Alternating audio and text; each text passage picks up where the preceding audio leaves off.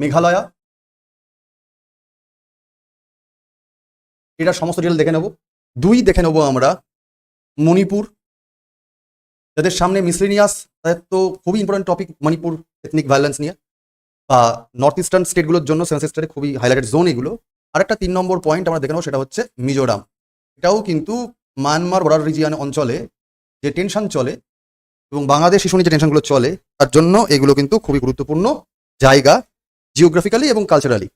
তো আমরা কি কি দেখবো, আমরা দ্রুত একটুখানি ম্যাপ পয়েন্টিং করে নিই, তাহলে ব্যাপারটা বুঝে যাবো এবং তারপরে আমরা ডিটেলে চলে যাচ্ছি। দ্রুত আঁকার চেষ্টা করি যেটুকু আমি আঁকতে জানি।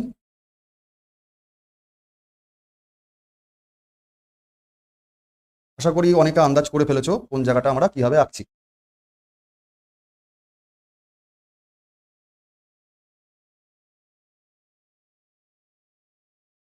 স্যার, এই যে জায়গাটা, এটা হচ্ছে সিকিম, এটা হচ্ছে ভুটান,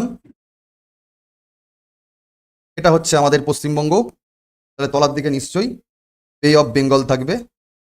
মাঝখানটা স্যার বাংলাদেশ, এই দিকটা অবশ্যই মিয়ানমার, ওপর দিকটা তিব্বত, অর্থাৎ বর্তমানে এখন চায়নার আন্ডারে। এগুলো আমরা চারিদিককার বাউন্ডারি করে ফেললাম। এবার যদি ইন্টারনাল বাউন্ডারিকে দেখে নিই, তাহলে এরকম জায়গা দিয়ে যে রাজ্য, সেটা হচ্ছে মেঘালয়া, যেটা আমরা এখন পড়ব তার ডিটেল। স্যার, এরম যে জায়গাটা সেটা হচ্ছে আসাম, এরম যে জায়গাটা সেটা হচ্ছে অরুণাচল প্রদেশ, এরম যে জায়গাটা সেটা হচ্ছে নাগাল্যান্ড, আমি শর্টে লিখছি এনজি। এরম জায়গাটা স্যার মণিপুর, শর্টে লিখলাম এমএন। এবং এরম যে জায়গাটা সেটা হচ্ছে ত্রিপুরা, আর এরম জায়গাটা হচ্ছে মিজোরাম।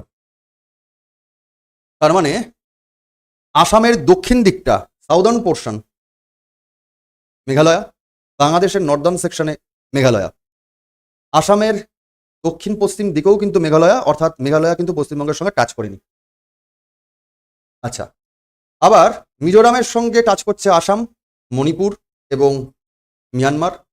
মণিপুরের সঙ্গে টাচ করছে দক্ষিণ দিকে মিজোরাম এবং পূর্ব দিকে মায়ানমার, আর নর্থের দিকে নাগাল্যান্ড, আর পশ্চিম দিকে আসাম।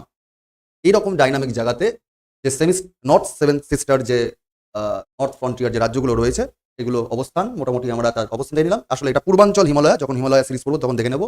তো আমরা 3টে রাজ্য নিয়ে কথা বলবো, মেঘালয়া, মণিপুর, মিজোরাম, এবং তার ডিটেল আমরা চলো দ্রুত পুরোপুরি দেখে নিই।